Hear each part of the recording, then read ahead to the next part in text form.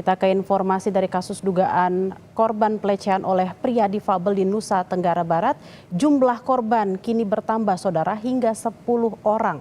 Dengan bertambahnya jumlah korban, polisi pun memperpanjang masa tahanan rumah tersangka pria difabel selama 20 hari ke depan.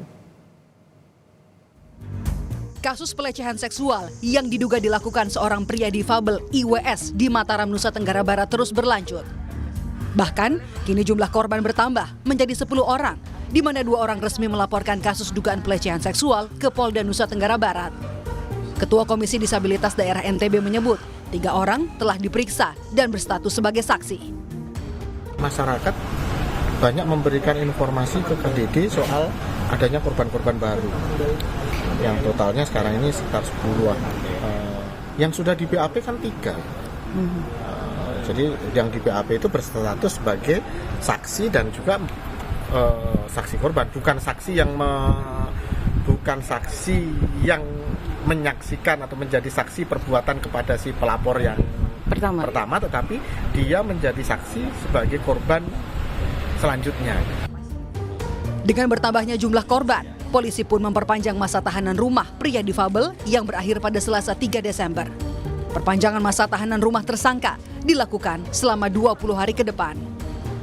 Sekarang kan berkasnya sudah di tahap pertama. Tahap pertama, iya, P19 ya Pak? Udah pemeriksaan, berarti kan udah diperiksa sebagai tersangka. Dan statusnya sekarang kan tahanan kota. Tahanan rumah ya? Tahanan rumah. Sampai tanggal berapa Pak? Habis hari ini. Hari ini? Akan diperpanjang ya Pak ya? Tersangka membantah tudingan pelecehan seksual yang ditujukan kepada dirinya. Pelaku mempertanyakan penetapannya sebagai tersangka pelecehan seksual. Namun, Koordinator Komisi Disabilitas Daerah, Joko Sumadi, memaparkan hasil penilaian personal terhadap tersangka. Hasilnya, tersangka mampu melakukan perbuatan pidana yang disangkakan sehingga kasus hukumnya berlanjut.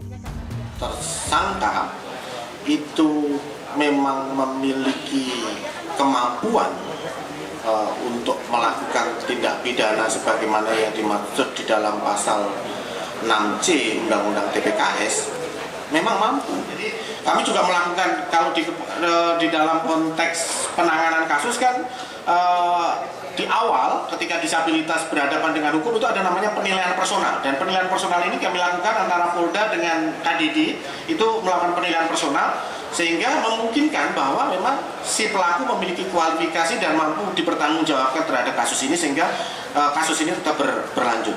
Tapi penekanan saya dari awal tadi adalah bahwa kasus ini lanjut, tetapi hak-hak tersangka sebagai disabilitas itu tetap dilindungi dan dipenuhi. IWS, tersangka pelecehan seksual, membantah laporan korban lainnya. Ia mengaku hanya mengajak satu perempuan. Ia juga mengaku heran ditetapkan sebagai tersangka kasus pelecehan seksual. Kan pertama satu cewek, yang saya ajak pergi satu cewek, kok ada 2 yang masuk ke kamar itu? Enggak, maksudnya yang laporan itu, ya gitu. Laporan ada 2 korban. Ya itu, ditambahin sama siapa polisinya, ada siapa gitu. Saya ditanya-tanya sama polisinya, mungkin yang dulu-dulu itu dinyain atau gimana, itu yang saya nggak tahu. Saya nggak berani ngomong apa-apa. Yang pertamanya satu laporan ini, yang saya bingungkan mungkin dicari-cari kesalahan saya yang dulu-dulu. Sebelumnya, polisi menetapkan seorang mahasiswa disabilitas sebagai tersangka kasus pelecehan seksual seorang mahasiswi di Mataram, Nusa Tenggara Barat. Penetapan tersangka ini jadi polemik setelah tersangka membantah aksi itu karena keterbatasan fisiknya. Tersangka yang dalam kegiatan sehari-harinya hanya menggunakan kaki juga mengaku dijebak oleh korban. Namun, polisi menyatakan telah mengantongi cukup bukti untuk menetapkan tersangka. Tim Liputan, Kompas TV.